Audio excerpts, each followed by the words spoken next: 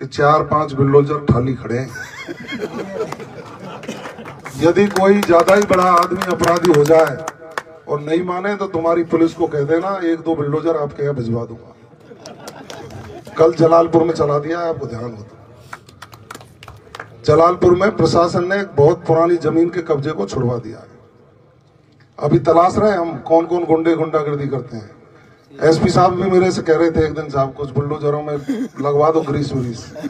कोई वैसे सुधारेंगे नहीं, सुधरेगा तो जो अपराधी किस्म के लोग होंगे उन पर हर तरह का प्रहार करके कानून के तहत उनकी व्यवस्थाएं जो भी है ना चाक चौबंद करके उनको सजा दिलवाने का काम किया जाएगा। आपने स्वागत किया, सम्मान किया, इसका हृदय को मकान को पत्थर ले जा रहे हैं उनने पकड़ लें।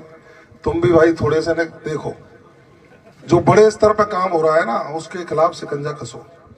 जो बड़ी मछलियां हैं उनके खिलाफ हम शिकंजा कसेंगे तो बाकी तो अपने आप सुधर जाएगी। ये मैकेनिज्म बना रहे हैं, आप तो बताते रहिए। पूरे 5 साल का संकल्प लिया है, 5 साल आप सबकी सेवा करेंगे, आपकी हर बात को सुनेंगे, उसका समाधान करने का काम करेंगे। अत्याचार अन्याय के खिलाफ अपनी आवाज बुलंद करें। जो कोई जरूरतमंद लोग हैं उन जरूरतमंद लोगों को सरकारी योजनाओं का लाभ दिलाने का काम करें। और कहीं आपत्ति विपत्ति आए तो जनता से पहले खुद सीना तान करके खड़ा हो, जिससे उनके सपनों को पूरा किया जा सके। उस कर्तव्य का निर्वहन करने के लिए पिछले 2 महीने से 2 महीने और 8 दिन हो गए सर।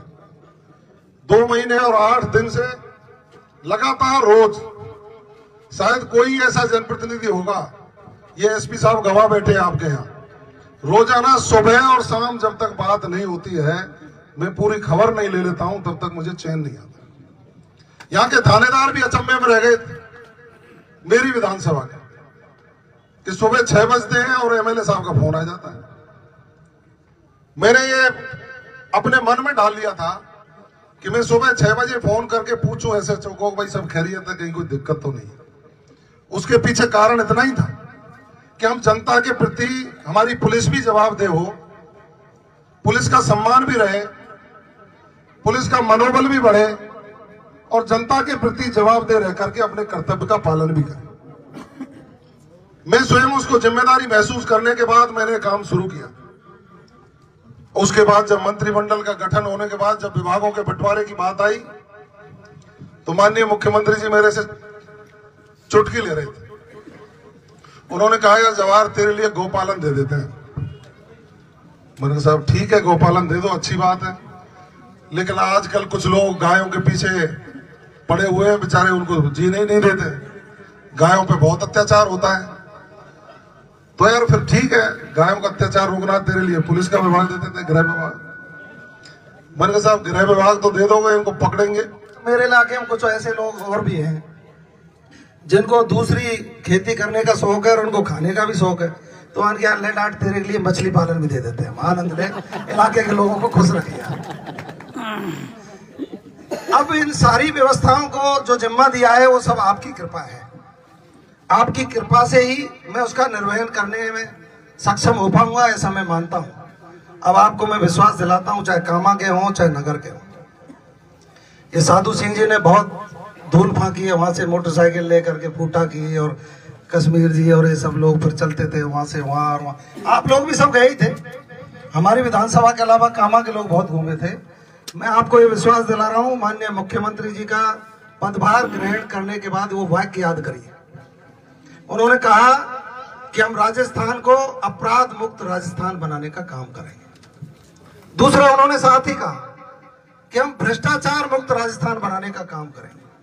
और तीसरा जो कहा कि विकास की दृष्टि से नंबर 1 राजस्थान बनाने का काम हम पूरी मंत्रिपरिषद और सारे लोग मिलकर के करेंगे।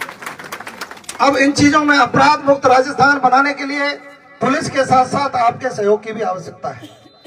हमारी पुलिस पूरी तरह से मुस्तैद है और मुस्तैदी से अपराधियों के खिलाफ कार्रवाई कर रही है। एसपी साहब ने कहा कि साहब पुलिस को तो भगाता हूं, लेकिन गाड़ियां ऐसी हैं जो 20 से ज्यादा स्पीड ही नहीं पकड़ती, और 20 से ज्यादा स्पीड पकड़ाते हैं तो किसी का पहिया हलता है, किसी का कुछ। तो मैंने उसी समय डीजी साहब को कहा था कि डीग जिले में साधनों की आवश्यकता है, तो सुबह शाम को मेरी बात हुई, सुबह एसपी साहब का फोन आया कि साहब वो 5 गाड़ियां वहां से रवाना हो गई हैं और डीग जिले की कानून व्यवस्था को बनाए रखने के लिए आ रही, और 5 गाड़ियों को उन थानों पर बांटने का काम किया। शहर के लोगों ने कहा साहब मोटरसाइकिल गश्त नहीं होती है, डीग के एडिशनल एसपी साहब इन्होंने भेजे, हम बैठे, मैंने कहा भाई भामाशाहों से देंगे। फिर मेरे दिमाग में कीड़ा, मैंने फिर डी साहब को फोन किया, मैंने कहा साहब हमारे यहाँ मोटरसाइकिल नहीं है, आप नगर के लिए 1-2 मोटरसाइकिल भेज दो। दूसरे दिन एसपी साहब का फोन आया कि 5 मोटरसाइकिल रवाना हो गई हैं और हमने यहाँ की कानून व्यवस्था बनाए रखने के लिए उन 5 मोटरसाइकिलों को विभिन्न थानों पर बांट दिया गया है।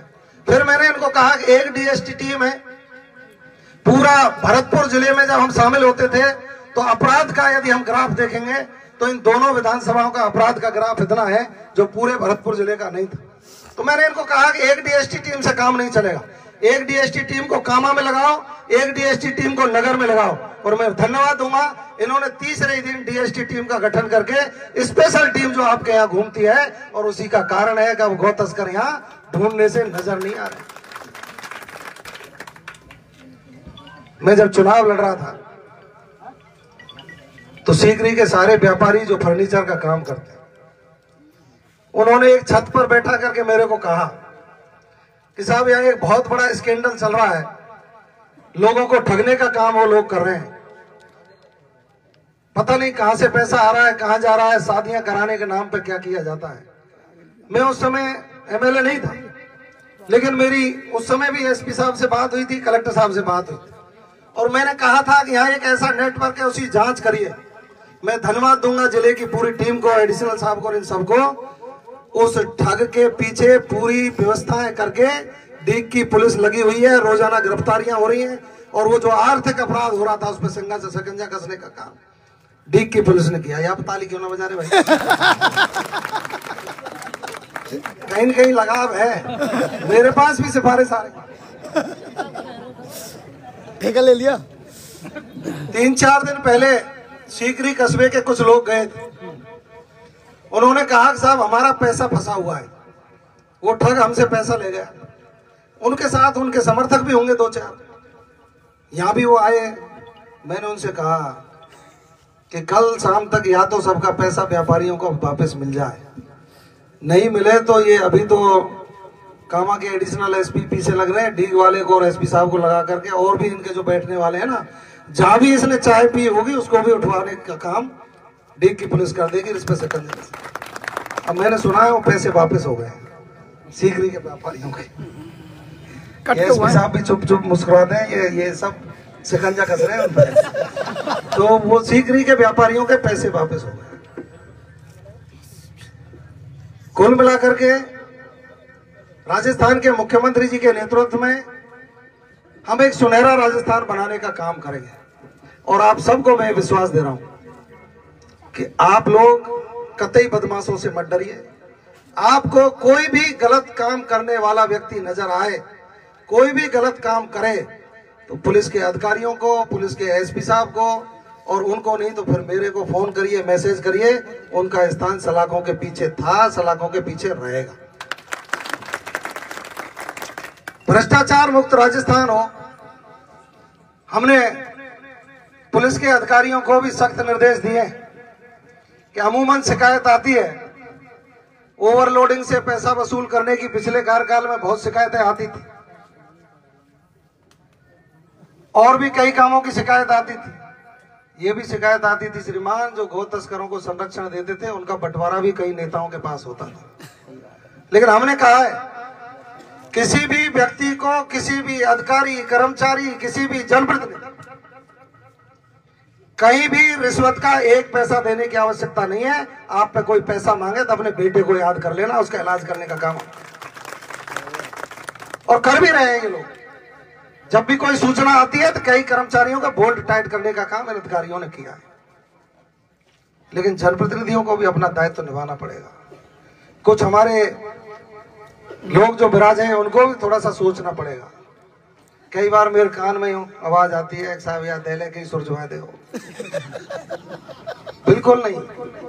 अन्याय अत्याचार करने वाला व्यक्ति किसी भी धर्म, किसी भी जाति का हो, उसको किसी भी कीमत पर माफ नहीं किया जाएगा। कितना भी बड़ा व्यक्ति हो उसके खिलाफ कार्रवाई निश्चित रूप से करवाई जाएगी। इसलिए आज धन्यवाद दो माननीय नरेंद्र मोदी जी को और माननीय मुख्यमंत्री जी को कि उन्होंने आपकी आवाज को सुना और राजस्थान में मुझे बहुत बड़ी जिम्मेदारी देने का काम किया। मैंने चुनाव के दौरान भी आपको कहा था मैं आपका नेता नहीं हूं। आज फिर दोहरा रहा हूं उस बात को, मैं आपका नेता नहीं हूं, मैं आपका बेटा हूं, बेटा, और उस बेटे का फर्ज निभाने का पूरा काम करूंगा। इसलिए सब लोग मिलजुल करके इकट्ठे हुए, नगर को सुनहरा नगर बनाओ, कामा को विकास की दृष्टि से नंबर बनाओ और राजस्थान को नंबर 1 बनाने में अपनी भूमिका सुनिश्चित करो।